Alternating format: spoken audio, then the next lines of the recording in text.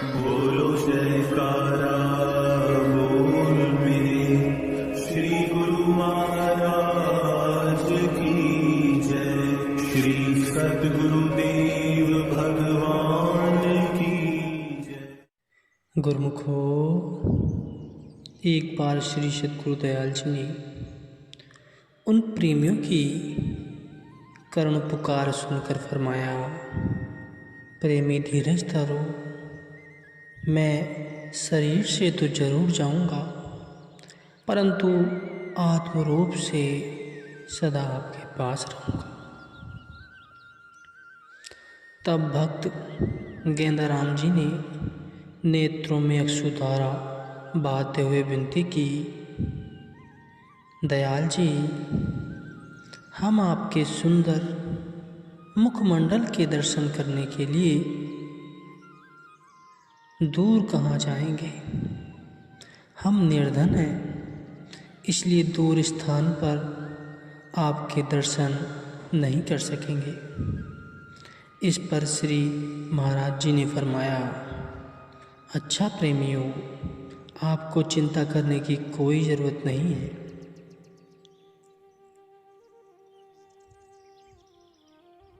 मैं शारीरिक रूप से भी सदा आपकी नंगली में ही रहूँगा। आपको कहीं जाने की ज़रूरत नहीं पड़ेगी। जिनको मेरे दर्शन की इच्छा होगी वे नंगली में ही आ जाया करेंगे। हजारों लोग यहाँ आया करेंगे। यह नंगली तीर्थ प्रसिद्ध होगा और संतों की नंगली कहलाएगा। यह मेरा आदि स्थान अर्थात गद्दी है। इसे साधारण कुटिया न समझना। यह गुरु मंदिर है, अर्थात गुरु का द्वारा। यह गुप्त तीर्थ है। यहाँ की मिट्टी भी पूजी जाएगी और पवित्र चरण धूलि के नाम से मशहूर होगी। प्रेमीजन यहाँ की मिट्टी को पुड़ियों में बांध कर ले जाया करेंगे और इस चरण धूलि को अपने मस्तक पर लगाकर संतप्त हृदय को शांत करेंगे। यह सर्व रोग नाशक औषधि है। हम तो केवल नाम मात्र के लिए जा रहे हैं। अच्छा, परसों सवेरे बृहस्पतिवार 9 अप्रैल को यहाँ से जाएंगे। हृदय सम्राट श्री महाराज जी के परम रहस्य भरे इन वचनों को सुनकर सभी प्रेमी संगत खुशी से फूली न समाई। परंतु उन्हें यह पता था कि महाप्रभु का संकेत किस ओर है। तत्वदर्शी महापुरुष तो सर्वज्ञ और त्रिकालदर्शी होते हैं। भाग्य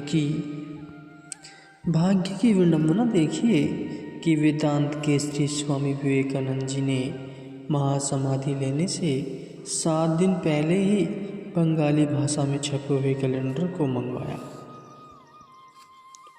और उस पर शुक्रवार 4 जुलाई के तिथि कोष के चारों ओर लाल पेंसिल से गोला खींच दिया। उन्होंने अपने शरीर शांत होने से 2 दिन पहले अपने शिष्यों और ब्रह्मचारियों को अपने हाथों से खाना खिलाया। साथ ही उन्होंने अपने शिष्य के हाथ स्वयं धुलवाए। 1-2 शिष्यों ने प्रार्थना की कि स्वामी जी, आप यह क्या करते हैं? तो यह सेवा तो हमें करनी चाहिए। तो स्वामी विवेकानंद जी ने उत्तर दिया कि अपने शिष्यों के चरण हमने धोए हैं। उत्तर में किसी ने कहना चाहा कि हजरत ईसा मसीह चरण धोने के बाद जीवित नहीं रहे थे, परंतु किसी के मुख से यह शब्द न निकले। शुक्रवार 4 जुलाई के दिन स्वामी जी अपने कमरे में बैठ गए और अंदर से दरवाज़ा बंद कर लिया। साथ ही सभी शिष्यों को यह आज्ञा दी कि मुझे कोई न बुलाए। जब मुझे ज़रूरत होगी तो मैं घंटी बजाकर बुला लूँगा। इस प्रकार समाधि स्थित होकर स्वामी विवेकानंद जी ने अपना स्थूल शरीर शांत किया। भगवान तथागत गौतम बुद्ध ने भी अपने परम शिष्य आनंद को कुशीनगर जिला देवरिया उत्तर प्रदेश में अपने शरीर शांत होने के विषय में स्पष्ट रूप से बता दिया था।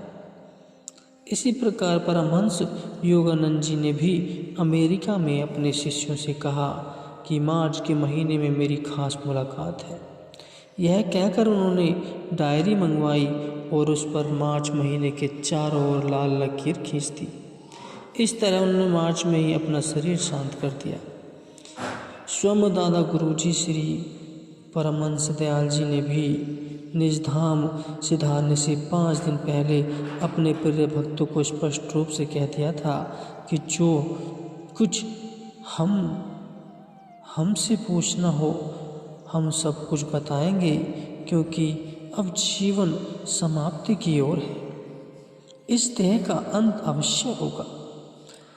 पुराने वस्त्र मनुष्य कब तक पहने रहे।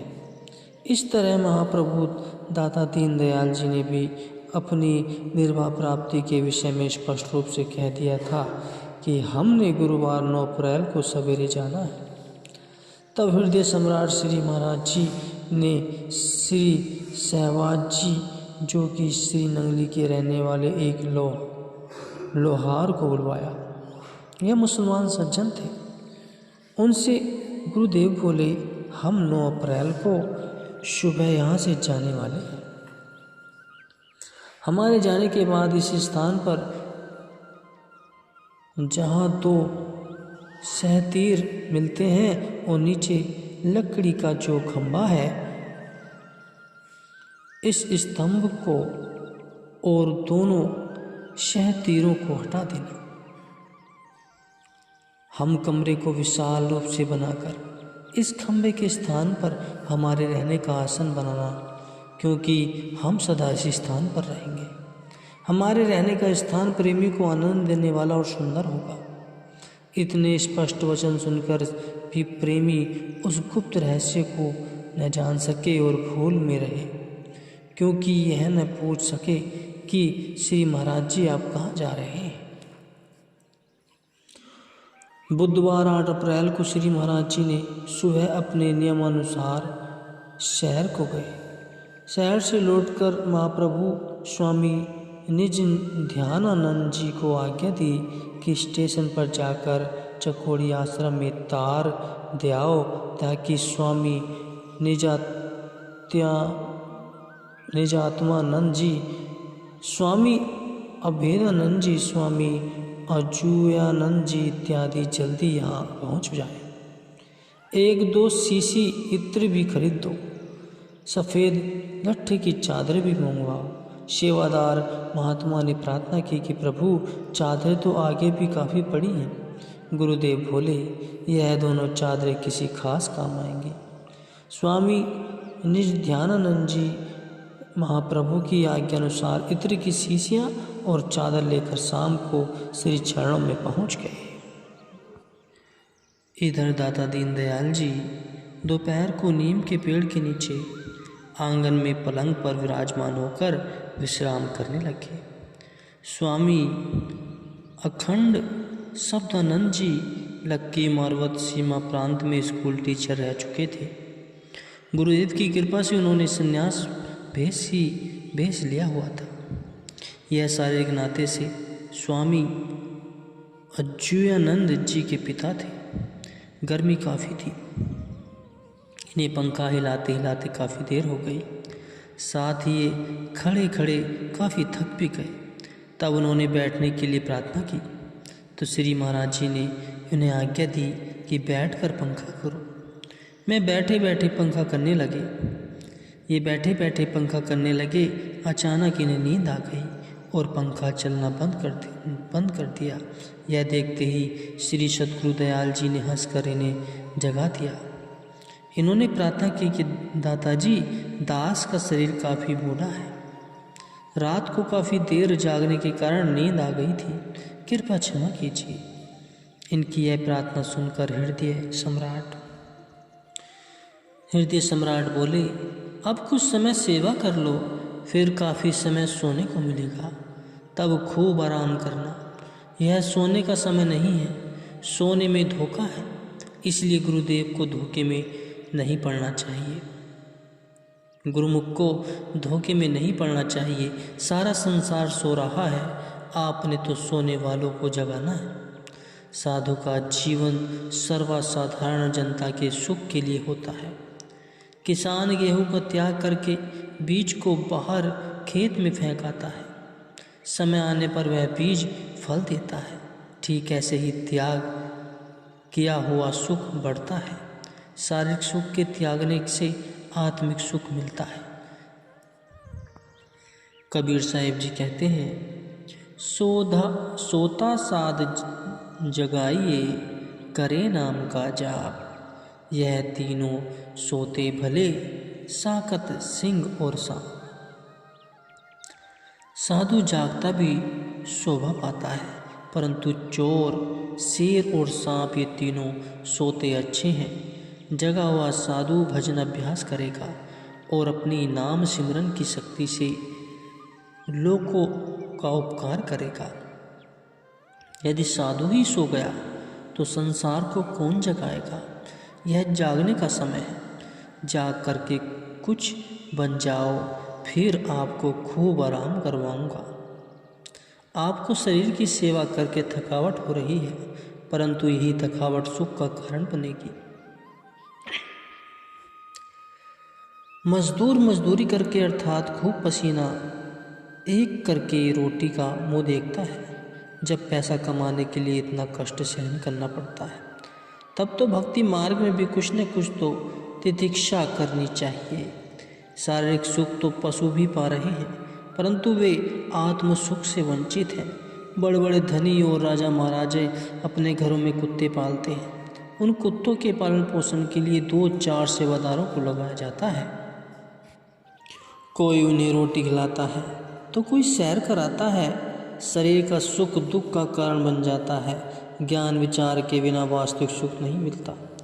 इस प्रकार दाता दीनदयाल जी ने स्वामी अखंड शब्दानंद जी को यह विशेष उपदेश दिया। अंत में 9 अप्रैल को वह अभागा दिन आन पड़ा। श्री सद्गुरुदेव ब्रह्म मुहूर्त में उठे और शौच क्रिया इत्यादि से निवृत्त होकर कमरे में जाकर विराजमान हो गए। सेवादार महात्माओं को गुरुदेव ने आज्ञा दी कि आप सब लोग कमरे के बाहर बैठे रहो, जरूरत पड़ने पर आपको बुला लिया जाएगा। इतने शब्द कहकर श्री सद्गुरुदेव जी ने कमरे का दरवाज़ा बंद कर लिया और पलंग पर विराजमान होकर पद्मासन लगाए समाधि स्थित हो गए। उस समय लगभग प्रातः 4 बजे का समय था। काफ़ी समय बीत गया। सेवादार इस इंतजार में थे कि कब उन्हें सेवा के लिए बुलाया जाता है, परंतु अंदर से कोई आवाज़ न आई। समय बीतता चला गया। एक एक करके पूरे 4 घंटे हो गए। सवेरे के 8 बज गए, परंतु महाप्रभु ने सेवा के लिए किसी को नहीं बुलाया। इधर भक्त हरनाम सिंह जी कार ड्राइवर ने स्वामी सहजाध्यानंद जी से आकर कहा कि मैं कार तैयार कर आया हूँ, जब भी श्री सद्गुरु जी की मौज आए मुझे बुला लेना। इधर हृदय सम्राट प्राणधार श्री सद्गुरु जी महाराज ऐसी अखंड समाधि में लीन हुए जो फिर कभी न खुल सकी। स्वामी सहजाध्यानंद जी ने दरवाजे के सुराखों के अंदर झांका तो उन्होंने श्री सद्गुरुदेव को पद्मासन लगाए, गर्म शाल ओढ़े पलंग पर ही विराजमान दिखा। उन्हें हिम्मत न हुई कि अंदर जाकर देखें। सेवादारों के मन परेशान थे। वे सोच रहे थे कि आज पता नहीं हृदय सम्राट ने हमें क्यों नहीं बुलाया। उनको यह क्या पता कि अब उन्हें फिर कभी उस सुंदर मुख से कानों में अमृत उड़ेलने वाले मधुर और कोमल शब्द सुनाई नहीं पड़ेंगे। जब वे प्रेमी अपने अपनों अपने आप को न रोक सके तो कमरे के अंदर जाकर दादा दीनदयाल जी के चरण कमलों से प्रणाम किया और हाथों से श्री चरणों को स्पर्श करके प्रार्थना करनी चाहिए, परंतु साहस न हो सका। फिर दोबारा चरणों को हाथ लगाया तो ऐसा महसूस किया कि चरण ठंडे हैं। उन्होंने सोचा कि महाप्रभु के पवित्र शरीर को शायद सर्दी लग गई है, जब उनकी मौज उठने की होगी तब ही सही है। यह सोचकर उन्होंने गर्म शॉल से चरणों को ढाँप दिया, परंतु उन लोगों को भला चैन कहाँ था। वे इस इंतजार में थे कि श्री महाराज जी ने उन्हें कब बुलाना है। उन्होंने सोचा कि शायद हुजूर जी ने प्राणायाम किया हुआ है, इसलिए नहीं उठ रहे। दुखी दिल होकर वे सोचने लगे कि पता नहीं हमसे क्या अपराध हुआ है जिसके कारण महाप्रभु हमसे नहीं बोल रहे। उनके दिल धड़क रहे थे। उनके लिए एक एक पल युगों के समान बीत रहा था। अंत में वे अपने आप को न रोक सके। स्वामी सहजानंद जी और दूसरे सेवादार महात्मा दरवाज़ा खोलकर कमरे के अंदर चले आए। इन सब ने श्री चरण कमलों में दंडवत प्रणाम किया। इन्होंने फिर जब श्री चरणों को छुआ तो वैसे ही ठंडे पाए। उनके दिल चित्कार कर उठे। सभी ठाएं मार मार कर रोने लगे और धरती पर लौटने लगे। हाहाकार मच गया। सभी गांव वाले इकट्ठे हो गए। किसी से कुछ कहते न बनता था। सभी करुण विलाप कर रहे थे। प्राण धन श्री इष्ट देव भगवान महानिर्वाण को प्राप्त हो गए थे। उनकी निज आत्मा परमात्मा में लीन हो गई चुकी थी। सच्चिदानंद प्रभु स्वामी रूपानंद जी के रूप में अवतरित हुए थे। सदा स्वरूप आनंद में मग्न हो रहकर वे आनंद स्वरूप हो गए थे। हृदय सम्राट श्री सद्गुरु दयाल जी ने अपनी मौज बस अपनी जीवन लीला संवरण कर ली थी। प्रेमियों को अब ख्याल आया कि श्री महाराज जी 9 अप्रैल को जो जाने की बात कह रहे थे, इससे उनका तात्पर्य अपनी अनंत यात्रा पर जाने से था। अब भी नंगली निवासियों को यह विश्वास नहीं हो रहा था कि श्री महाराज जी अंतर्ध्यान हो गए, ज्योति ज्योत समा गए। इस प्रकार महाप्रभु दाता दीनदयाल जी गुरुवार 9 अप्रैल सन 1936 तदनुसार 29 चैत संवत 1993 विक्रम वैशाख वादी दूज के दिन ब्रह्म मुहूर्त में अंतर्ध्यान हो गए गुरुमुखो।